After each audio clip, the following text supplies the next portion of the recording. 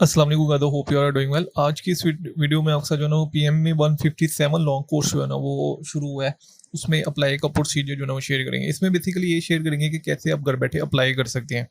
ठीक है, तो अगर आप हमसे अप्लाई करवाना चाहते हो तो ये हमारा स्टूडियो का कॉन्टैक्ट नंबर है, ये व्हाट्सएप का नंबर है सिर्फ। ठीक है, व्हाट्सएप पे कॉन्टैक्ट करिए तो आपको जो है ना रिस्पॉन्स मिलेगा। ठीक है, फीस लेंगे हम अप्लाई करने की और अप्लाई कर देंगे। उसके अलावा आपको इस चैनल पे जो है वो डिफरेंट जॉब्स के वाले से जो है ना वीडियोस मिल जाएंगी, यूनिवर्सिटीज़ एडमिशन के वाले से वीडियोस मिल जाएंगी और उसमें कैसे अप्लाई करना है वो जो है ना सारी वीडियोज मिल जाएंगी। ठीक है, जॉब्स में कैसे अप्लाई करना है वो भी सारी वीडियोज जो है ना वो आपको इस चैनल से इजीली मिल जाएगी। पहले आपने यहाँ पे आना है, ये गूगल क्रोम है। ठीक है, यहाँ पे देख सकते हैं www.joinparkarmy लिखेंगे आप। ठीक है, अब ये आ जाएगा इंटरफेस। ठीक है, यहाँ पे आपने जॉइन पार्क आर्मी पे क्लिक कर देना है। जैसे आप यहाँ पे क्लिक करेंगे इंपॉर्टेंट अनाउंसमेंट। ठीक है, ऑनलाइन रजिस्ट्रेशन फॉर पीएम में 157 लॉन्ग कोर्स 15 सितंबर से रजिस्ट्रेशन ओपन हो चुकी है। 24 अक्टूबर अप्लाई करने की लास्ट डेट है। देखिए ये जो डेट है वो एक्सटेंड भी हो जाती है। ठीक है, तो अगर कोई स्टूडेंट जो है 24 अक्टूबर के बाद देख रहा है तो वो आके इसी वेबसाइट पे चेक करे। ठीक है, यहाँ पे जो है ना वो डेट एक्सटेंशन का ऑप्शन नज़र आ जाएगा अगर तो एक्सटेंड हो गई हो। ठीक है, अगर एक्सटेंड नहीं हो गई हुई तो फिर जो है ना वो आप अप्लाई नहीं कर सकते। तो ये थोड़ा सा देख लीजिएगा। इसको आप स्क्रॉल डाउन करेंगे। अब जैसे ही आप यहाँ पे स्क्रॉल डाउन करेंगे तो ये पहले ओपन थे, इसको मैं साइड पे करता हूँ तो यहाँ पे पीएमए लॉन्ग कोर्स। ठीक है, यहाँ पे अप्लाई नो का ऑप्शन होगा तो इसका मतलब है आप इसमें अप्लाई कर सकते हैं। अगर तो अप्लाई नो का ऑप्शन नहीं है तो इसका मतलब इसकी रजिस्ट्रेशन क्लोज हो चुकी है। ठीक है, ये देखना थोड़ी सी डिटेल चेक कर लेते हैं इसमें। ठीक है, देखिए जो स्टूडेंट पहले इसमें अप्लाई कर चुके हैं यानी कि जो स्टूडेंट रिपीटर हैं वो तो सब कुछ जानते हैं। ठीक है, एज सिंपली 70-22 होनी चाहिए, अनमेरिड।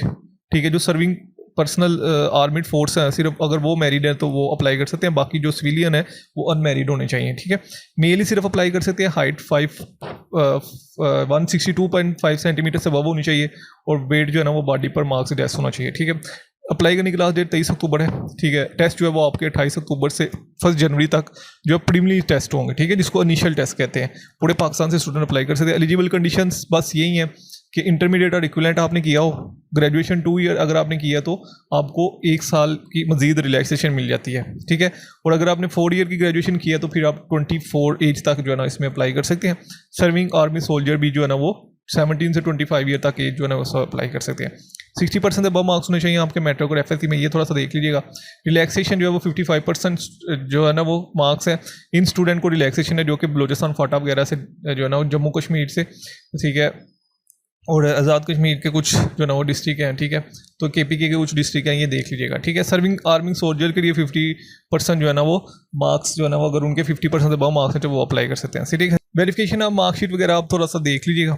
ठीक है, इन एलिजिबल कंडीशन यही है कि अगर आपने 2 दफ़ा ISS भी दी है तो फिर आप जो है ना वो ग्रेजुएशन के बाद देख सकते हैं। ये सिंपली इसमें कोई नहीं, जो स्टूडेंट फर्स्ट टाइम अप्लाई कर रहे हैं बस वो इतना याद रखेंगे आप अप्लाई कर सकते हैं। अगर आपकी एज 17 से अबव है और आप जो है ना वो एफएससी के स्टूडेंट रह चुके हैं, आपने एफएससी कंप्लीट कर लिया तो वो अप्लाई कर सकते हैं। ठीक है, ओरिजिनल सर्टिफिकेट होना चाहिए आपका पास एफएससी का और मैट्रिक का। ठीक है, कंप्यूटराइज नेशनल आइडेंटिटी होनी चाहिए 18 से अबव।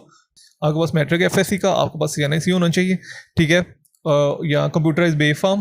ठीक है, और along with father and mother जो है ना वो आपका CNIC होना चाहिए। अगर आपके पास ये नहीं है, ठीक है, मतलब CNIC नहीं है तो आपके पास बे फॉर्म होना चाहिए और फादर और मदर या फादर या मदर दोनों में से एक का CNIC नंबर होना चाहिए, CNIC कार्ड होना चाहिए। ठीक है, अटेस्टेड कॉपीज़ यानी कि मार्कशीट की अटेस्टेड कॉपीज़ होनी चाहिए।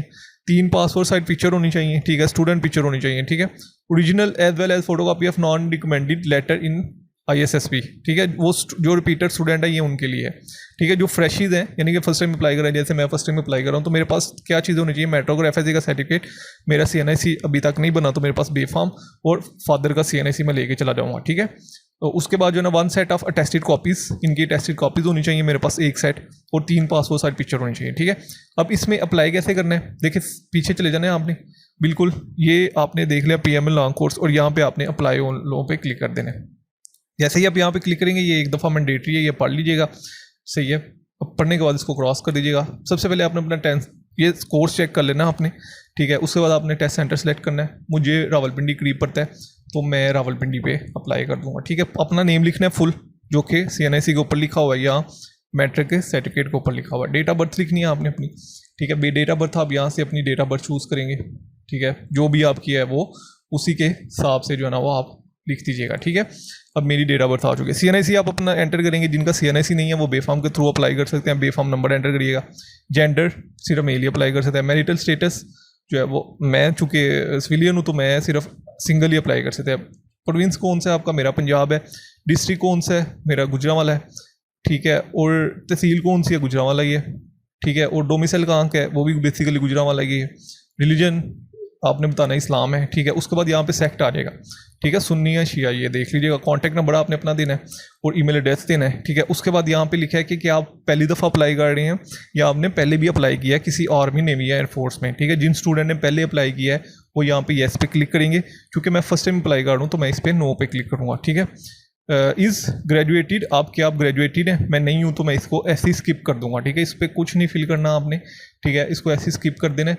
उसके बाद यहाँ से आपने अपनी पिक्चर अपलोड करनी है, ठीक है। पिक्चर क्लियर होनी चाहिए, बैकग्राउंड क्लियर होना चाहिए। उसके बाद आती है एजुकेशन डिटेल, ठीक है। यहाँ पे सबसे पहले आपने मैट्रिक की डिटेल एंटर करनी है। यहाँ पे मैट्रिक साइंस में किया है, किस में किया वो, स्कूल, ठीक है। डिवीजन कौन सी है आपकी, ग्रेड कौन सा है वो यहाँ पे लिखना है, परसेंटेज क्या है वो यहाँ पे लिखनी है, रिजल्ट स्टेटस क्या है, पास है, ठीक है। टोटल मार्क्स कितने हैं, अब मेरे जो मैट्रिक में टोटल मार्क्स हैं वो 1100 हैं।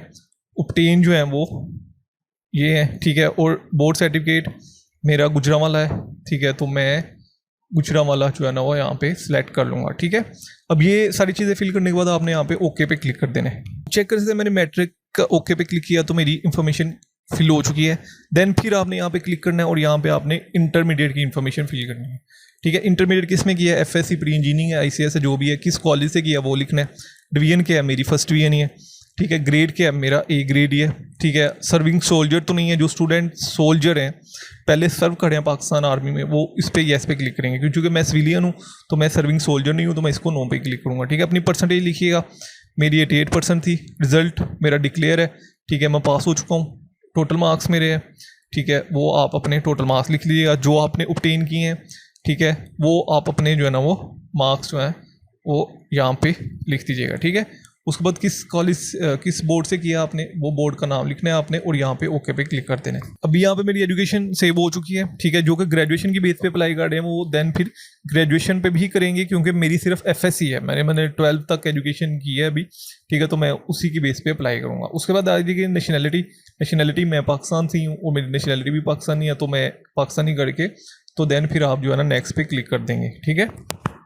तो अभी आप देख सकते हैं कि यहाँ पे मेरी एक स्टेप कंप्लीट हो चुका है, ठीक है। स्टेप 1 इज़ ओवर, स्टेप 2 पे आ चुके हैं हम। यहाँ पे आप अपना फादर का नेम लिखेंगे, फादर का CNIC नंबर लिखेंगे, मदर का नेम लिखेंगे और मदर का CNIC नंबर लिखेंगे, ठीक है। उसके बाद आपने फादर प्रोफेशन लिखना है, ठीक है। मेरे फादर जो है वो बेसिकली प्राइवेट जॉब करते हैं, ठीक है, तो मैं यहाँ पे प्राइवेट जॉब पे क्लिक कर दूंगा। मदर जो भी आपकी वो आप यहाँ पे लिख दीजिएगा, ठीक है। और उसके बाद यहाँ पे आपने लिखना है कि have you ever been admitted, क्या आप इससे पहले पाकिस्तान आर्मी, नेवी या एयरफोर्स की ट्रेनिंग ले चुके हैं, ठीक है। जो स्टूडेंट ले चुके हैं वो तो यहाँ पे येस पे क्लिक करेंगे, ठीक है। फिर वो बताएंगे कि PM काकुल या जिधर भी आपने ली है, ठीक है। मैंने नहीं ली तो मैं नो पे क्लिक कर दूंगा, जिन स्टूडेंट ने नहीं ली वो नो पे क्लिक कर देंगे। उसके बाद ये कोड आपका डिफरेंट होगा, मेरा डिफरेंट कोड है, वो सेम एज इट इज़ आपने यहाँ पे लिख देना है, ठीक है।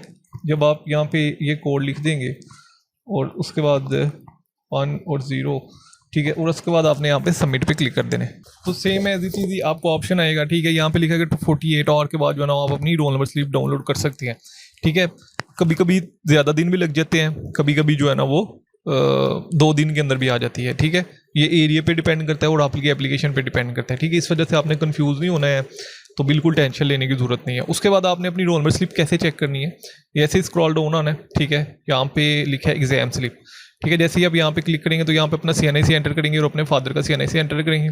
फादर का CNIC एंटर करने के बाद ये QR कोड आप यहाँ पे लिखेंगे, ठीक है। और यहाँ पे आपको स्टेटस शो हो जाएगा, यही सेम कोड आप यहाँ पे, और उसके बाद सबमिट पे क्लिक कर देना, ठीक है। तो यहाँ पे आपको स्टेटस शो हो जाएगा कि जी आपकी स्लिप जो है वो यहाँ तो आ चुकी होगी, ठीक है। अगर तो आ चुकी होगी तो फिर आपने जो है ना वो उसी डेट पे जो भी आपका डेट आएगी उसके मुताबिक आपने जो है टेस्ट के लिए चले जाना है, ठीक है। अगर तो रोल नंबर स्लिप नहीं आएगी तो फिर ये लिखा होगा कि आपका वेरीफाई हो रहा है, ठीक है।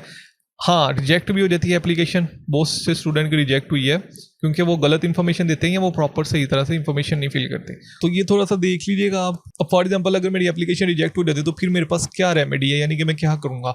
तो देखिए मैंने अप्लाई किया पिंडी वाले जो है ना वो रावलपिंडी जो इनका सेंटर है उधर, तो फिर मैं अपने सेंटर में चला जाऊँगा रावलपिंडी सेंटर, उनको बोलूँगा मेरी एप्लीकेशन रिजेक्ट हो जाएगी, ये इशू की वजह से रिजेक्ट हुई है, ठीक है। फिर मैं उनको वहाँ पे जाके अपना इशू रिजॉल्व करवा सकता हूँ, ठीक है। तो ये इसके वाले से प्रोसीजर था। कोई भी क्वेश्चन हो कमेंट्स में पूछ सकते हैं। इंशाल्लाह जल्द मिलते हैं नेक्स्ट वीडियो में। तो दुआ में रखिएगा। अल्लाह हाफिज़।